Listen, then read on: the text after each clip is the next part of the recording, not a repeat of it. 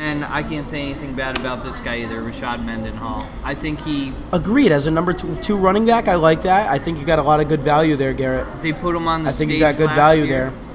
They put him on the stage last year after Willie Parker went down, right? He's number one. He's a number one back on Pittsburgh, which they just went out and beefed up their line. They want to get back to that old running formula that they, were great with for so many years. And now you have Ben Roethlisberger, who's going to be out the first 4 weeks of the season. Pittsburgh's going to be going back to the run, and I think that was a great choice. Your number 3 back and your flex guy is Jerome Harrison out of Cleveland. I love that reaction. I don't think it was a bad choice. You got a number 1 back as your flex player. But I think Cleveland put up more than 6 points last year twice. So you better hope he gets some rushing yards all season long. They're going to be behind in a lot of games and forced to throw. They're not going to put up a lot of points. I don't know what to think. And he's not even a clear-cut number 1. They're going to be in a timeshare there in Cleveland. So I think it was an all right choice by you, but I think there's a very limited ceiling as to what Jerome Harrison's going to do. I'm going to tell you something here. This guy, he's very on and off, but when he is on, he is money. I like your team a lot better than I like your team last year. You're so blessed to have had Drew Brees last year. Your team seems much more solid this year, but you don't have a Drew Brees-esque player.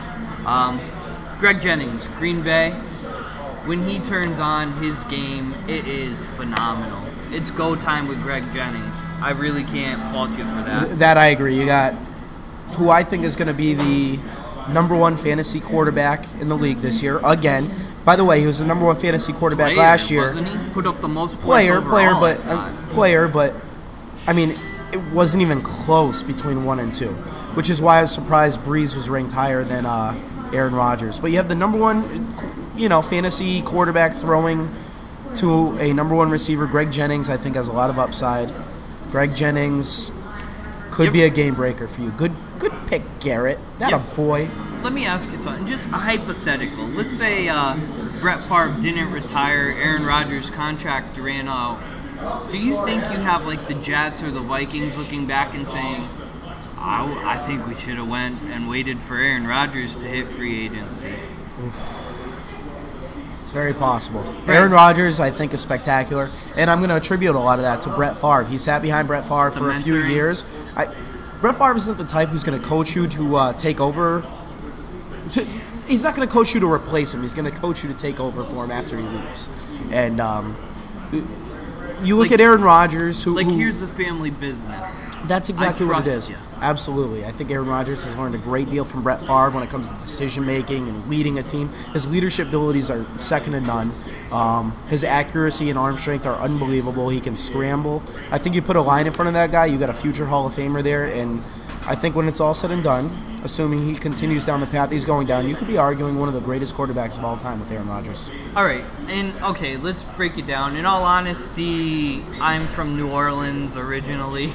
Jersey. Jersey. Sorry. Where's my head? I don't care where you're from. So anyway, moving on. Who do you think has the weakest draft in our fantasy league? Oof.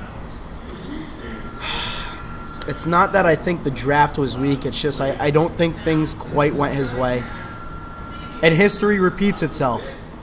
Scott Lecca. I don't know if a year off from fantasy has done you any favors. You came in, you took Frank Gore first round. Beautiful pick. I love that pick.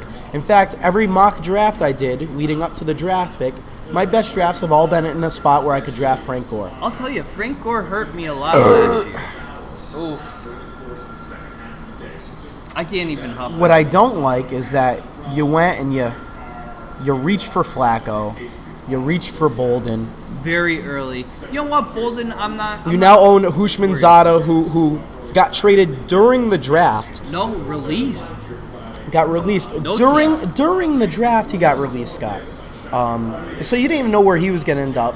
You went out, you drafted Vincent Jackson, who's going to miss probably the first 6 games of the season, and then you dropped him and that was your 5th round pick. And I'm just looking And with all that being said, though, I don't think you have a terrible team. I think if your players come out and perform to their ability, you could be dangerous, but I'm a firm believer that history repeats itself, and I think you're going to be drafting off waivers quite a bit this season. Who is this? Go get him, buddy.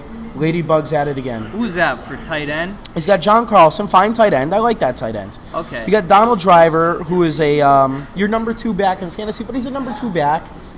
Not a terrible pick. Anquan Bolden, a good pick. Donald Driver, number 2 wide receiver. I'm sorry, wide receiver. You got decent receivers. You got Macklin, who's a number 2 receiver on the Eagles. I don't know if I like that pick. With a new quarterback coming in, he wasn't that productive last year. We'll see.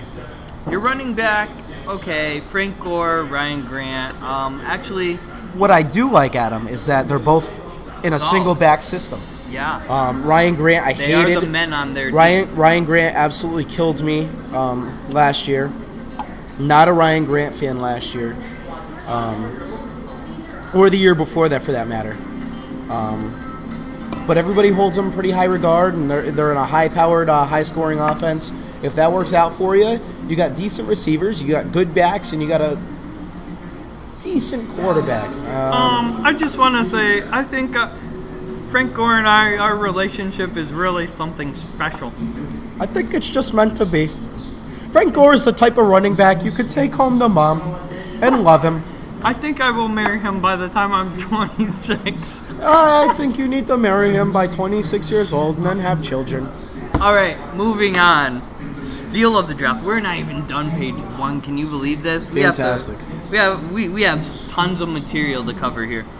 Steal of the draft. I will argue that 5th or 6th round, I believe, Springfield Skeeters or Skeeters, I don't know what you call yourself these days. I think Wes Welker was a nice pick for you because you know what? Granted, he's coming off injury.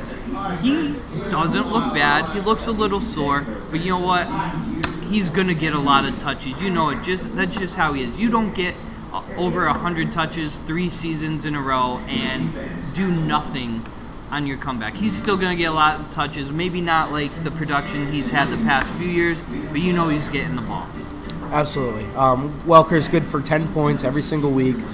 Is he going to come out and have one of those 20 to 30 point games for you? No, but he's never going to put up less than 6 points for you.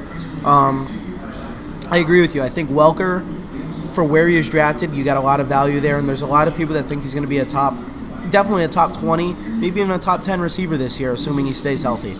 And just to note, he was one of the starting wide receivers for the Pro Bowl, so he is well respected around the league. I don't even think coming off injury that people are going to underestimate him at all. I agree with that. This was your pick, huh? That was my pick, and I'm going to explain why. He's suspended the first 4 games of the season, but I think Ben Roethlisberger, you got at a steal. Joe Underkoffler, who hasn't named his team yet because he's busy. He has a cold. Joe Underkoffler, I think it was like 10th or 11th round, got Ben Roethlisberger, who last year was a top 5 quarterback in the NFL. And it's as his backup. Behind Peyton Manning. He got a lot of value there. I don't think you can go wrong either way. The problem is he's not going to get Ben Roethlisberger for the first 5 weeks of the season because he's suspended the first 4 games, then week 5 is the Pittsburgh's bye week. So he's coming back week 6. But if anything happened to Peyton, which it won't, he's got Roethlisberger there. He's got some trade value there in case a quarterback goes down. Me, for example, I have Brett Favre as my quarterback. Is he going to perform? I don't know. I was hoping to get Roethlisberger just in case. And we'll discuss it. I feel you got good value there. I will say this, though. What do you think if who we got now for quarterback there? I think Byron Leftwich will be the starter there. He knows the system. You don't. Leftwich is supposed to be the starter, but I hear he's going to be injured for week 1. All right. Whoever's starting for Pittsburgh, let's say they go 4-0 the first 4 weeks, coming into week 6 off the bye week. Are you going to stop a player that has momentum, or are you just going to get Big Ben a few reps? Or are you just going to stay with consistency? Could you remember a few years ago this team from New England had their starting quarterback go down and their backup did phenomenal. And they said, you know what, as good as you are, Drew Bledsoe, we're going to keep the backup in, and they won the Super Bowl.